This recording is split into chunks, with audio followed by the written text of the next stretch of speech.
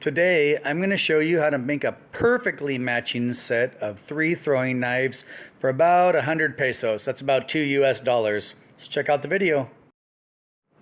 Each throwing knife is 10 inches long by 1.5 inches wide at the widest point and 1 inch wide at the base of the handle.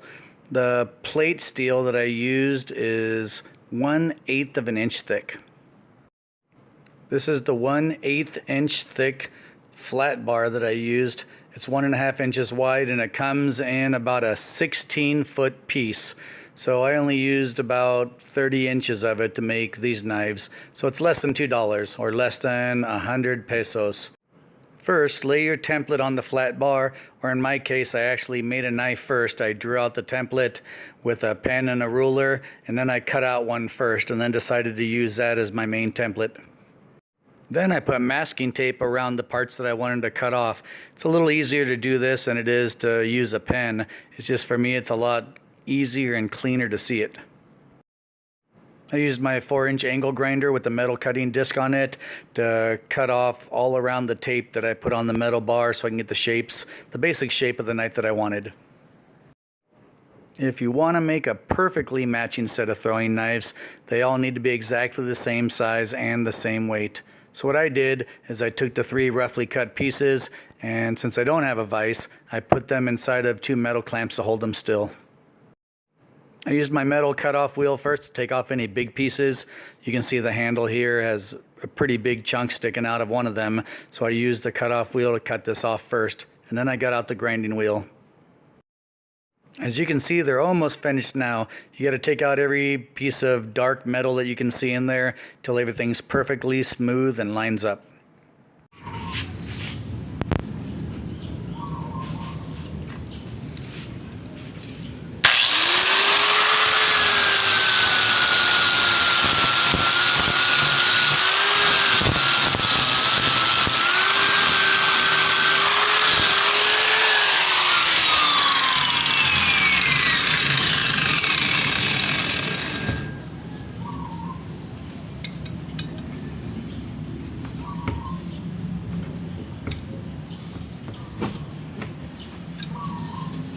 The knives were hot, so at this point I took them over, rinsed them off in some water to cool them down, make them easier to handle, and then brought them back and took the clamps off.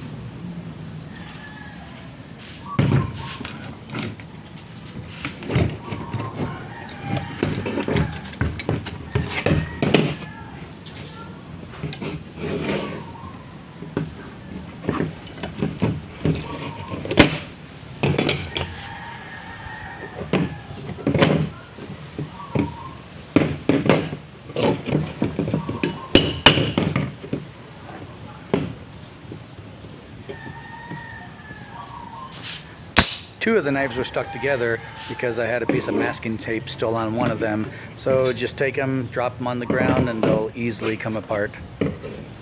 Now they're ready to finish off. I wanted to round the edges off, so I took a coin that was the same width as the handle of the knife, put it on there, and used a marker to color the areas that I wanted to round off. Then I used a sanding disc to round off those corners. This will make it so they're easy to throw if I want to throw some no-spin throws. Now the handles are rounded and smooth. The last step is to take some 280 grit sandpaper and smooth everything out. After that, I took some 320 grit sandpaper, made sure everything was smooth and all the edges looked and felt nice.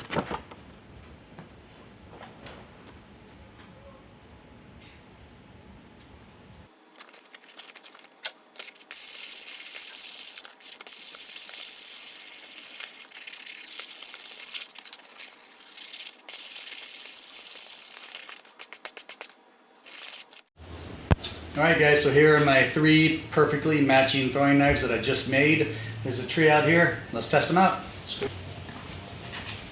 Doing a half spin throw, aiming for the flat part of the tree down there. Go ahead and put it closer. Get closer. 1, 2, 3 in a row. If you liked my video, click like and subscribe. Check out my other videos to see what else I do. Leave any comments below if you want to see me do something else or if you think I should have done something differently. See you next time.